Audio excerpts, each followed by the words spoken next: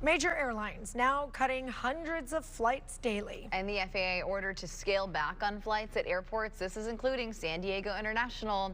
Fox 5's legal expert Wendy Patrick joins us now to break it all down. I am not looking forward to this, Wendy. I'm looking at my plans for the holidays and going, oh, this is not looking good.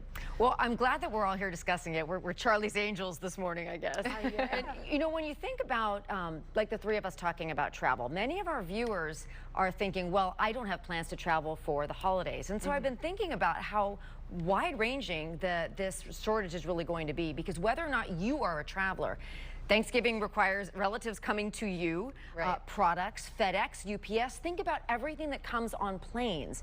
So the more the percentage goes up, remember it's 4% cut today, 6% by next Monday, and up to 10% by November 14th, unless the government shutdown is alleviated. It really has more wide-ranging ramifications than just us being individual travelers. Now, if you are watching and you are a traveler, pack your patience, because you already know you're in for potentially more significant delays, and have a little idea as to whether or not your plans might be flexible, because this is the time to ask for a refund or a change if you'd like one. Okay, patience, one thing. I want to know our rights as travelers. I feel like in this day and age, airlines are getting away with so much stuff. Cancel a flight, delay a flight, and they wait until that threshold of when they have to refund you. What is it, like 3 hours? They have to wait.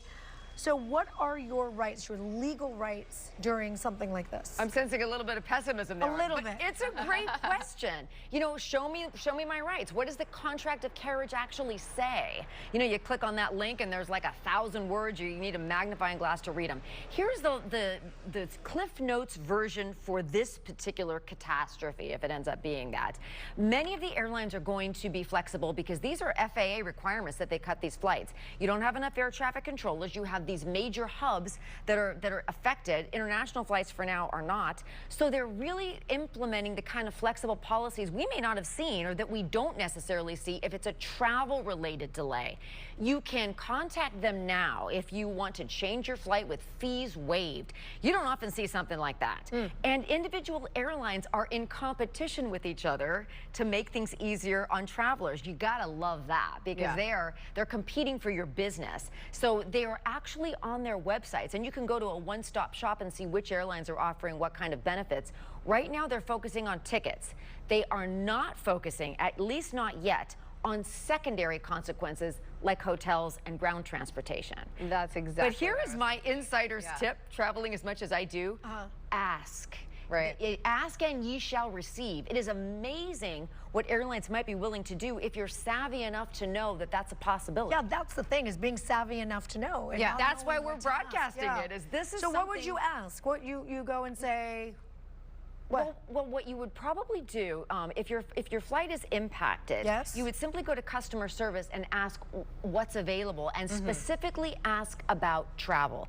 You know, sometimes these long lines at the information booths, Yes. they're already primed to offer things like extra benefits, whether it's a hotel, whether it's some of those care packages because you have to be in the airport another day. But if you don't ask, you don't know about those things. So that's always good. But as a general rule, airlines are being quite flexible with this specific government shutdown, because it's very different than some of the regular travel delays that we see every winter. Totally.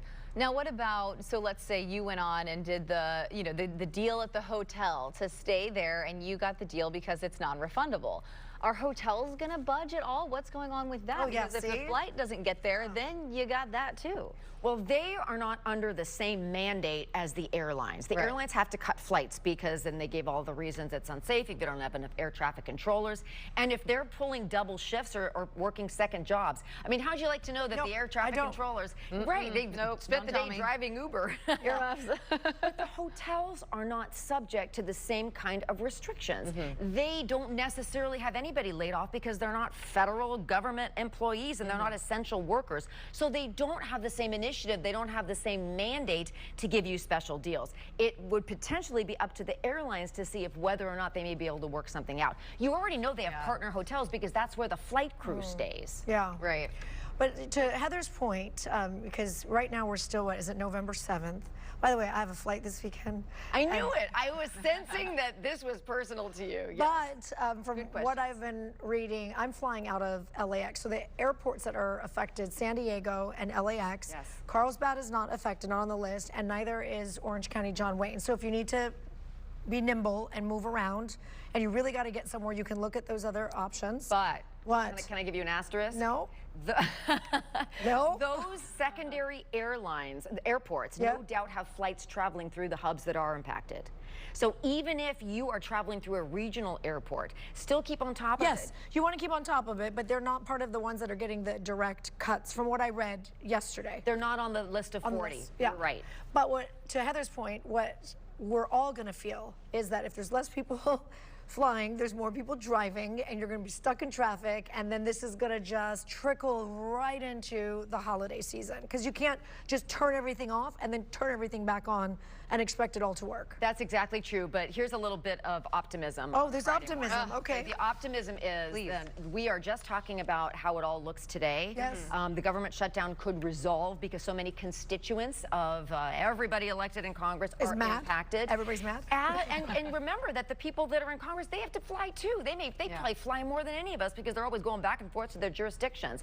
So with all of the heat turned up, I'm hoping that the shutdown ends sooner rather than later in time for Thanksgiving travel, which, by the way, you might as well still book if you're planning on it, because there is that increased flexibility, and if it does resolve, you don't want to miss out on seeing your loved ones. Tis the season, Wendy Patrick. Thank you for being here. Thank you.